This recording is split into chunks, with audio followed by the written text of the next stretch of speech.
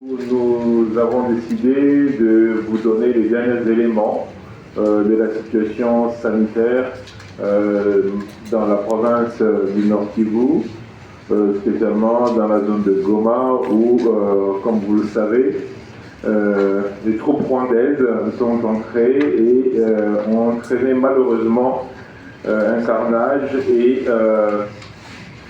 des morts et des blessés par centaines, qui ont mis à très rude épreuve notre système de santé.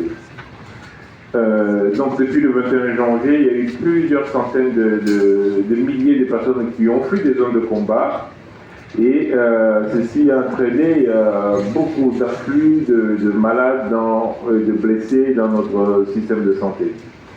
Malheureusement, nous ne pouvons pas avoir les éléments complets de toutes les zones de santé parce qu'il y a des zones où c'est très difficile d'accéder, comme par exemple la zone de santé de Lirangongo où c'est très difficile d'accès.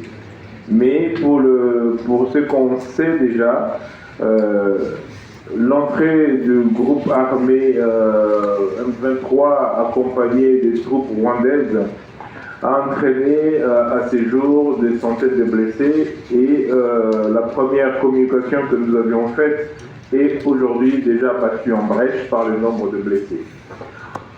Le dernier chiffre que nous avons des blessés que nous avons enregistrés dans les structures de santé, c'est plus de 4260 blessés. 4260 blessés, ça c'est le chiffre que nous avons dans nos structures de soins. Au dernier chiffre qui date d'il y a 2 jours, parce que on avait communiqué jusqu'au 5, mais du 5 au 10, on a eu de nouveaux blessés et nous sommes montés à 4260 blessés. Nous avons plus de 939 corps dans nos morgues. La dernière fois qu'on avait communiqué, on était à 800, mais pour vous montrer qu'on a continué à malheureusement réceptionner des corps. Et ça, ce ne sont pas des corps qui ont été enterrés parce qu'on a déjà enterré avec le secteur de santé que nous, on surveille, sans compter les autres enterrements qui ont été faits, plus de 458 juste en 5 jours. Donc, ça montre que le carnage que nous avons est largement au-delà de 3000 décès dans la zone de Goma. Le problème, c'est que les structures de soins ont été touchées, notamment les centres de traitement Mpox. Au 24 janvier, nous avions un peu plus de 143 malades Mpox dans les centres de soins et ils ont tous été malheureusement ils ont tous fui, justement, parce que les centres de santé de traitement Mpox ont été détruits. Et nous n'avons pu retrouver que 33 malades en train de surveiller des virus qui se baladent dans les villes, dans les pays voisins, notamment Ebola en Ouganda, et puis nous surveillons aussi le Marburg. Et donc, nous sommes dans une situation, on va dire, humanitaire qui est très difficile. Deuxièmement, à cause de cet afflux massif des personnes blessées, avec la destruction de centres de dépôts, notamment des dépôts de CICR, des dépôts de tous nos partenaires, eh bien, les réserves en médicaments ne sont plus que de quelques jours. Donc si on dépasse la semaine, et qu'on n'achemine pas de nouvelles réserves, notamment en intrants, en médicaments, en moyens de traitement contre les infections, eh bien, on va être à court de moyens de prise en charge. Ce qui fait que nous avons discuté avec l'OMS, nous avons discuté avec le CICR, avec OCHA, et avant-hier, nous avons finalement eu la garantie que ces organisations internationales peuvent maintenant acheminer les intrants jusqu'à Goma, en passant par Nairobi et Kigali. Nous avons eu des discussions.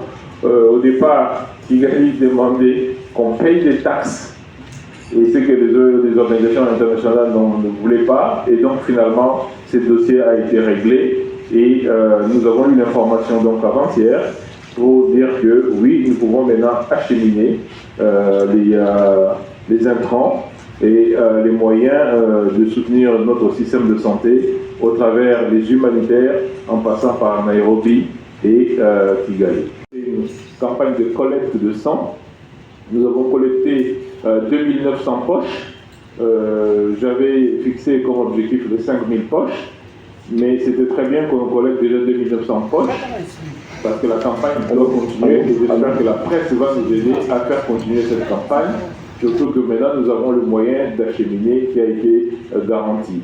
Et donc le colisage de poches de sang est en train d'être organisé maintenant par le Centre national de transfusion sanguine, et nous sommes en train, nous maintenant, de préparer aussi tous les kits, notamment les kits de traumatologie à envoyer pour que nos compatriotes soient pris en charge. Par rapport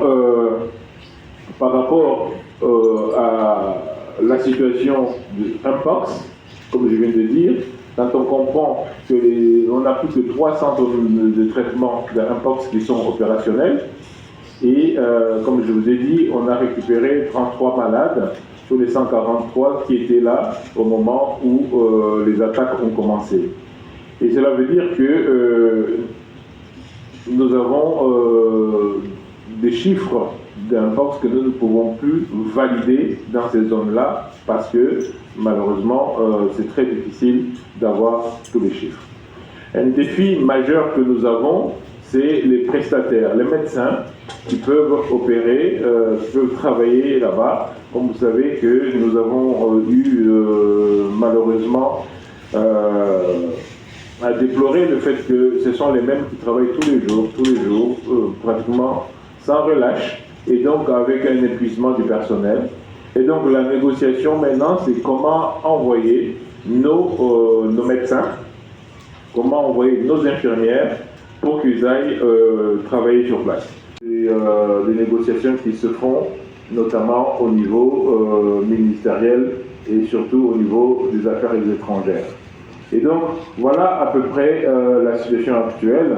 Au niveau de la ville, l'insalubrité et le nombre de corps en décomposition encore ne permet pas que nous puissions vraiment parler d'hygiène, parce que nous avons déjà malheureusement le choléra qui a commencé, et la semaine dernière on avait déjà plus de 98 cas de choléra, ce qui veut dire que le risque épidémiologique est très important.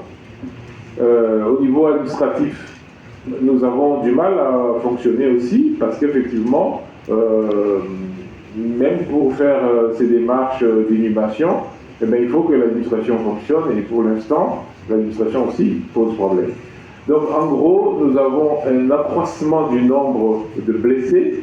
Comme je vous ai dit, rien que la semaine du 5 au 10, nous avons eu plus de 118 ou 128 nouveaux cas de blessés, qui amènent à plus de 4260 le total. Donc nous avons encore de nouveaux décès que nous avons nous enregistrés comme nouveaux décès, qui montent à plus de 930 décès enregistrés dans les structures de soins, et ce n'est pas le décès dans la ville, et donc la situation reste préoccupante.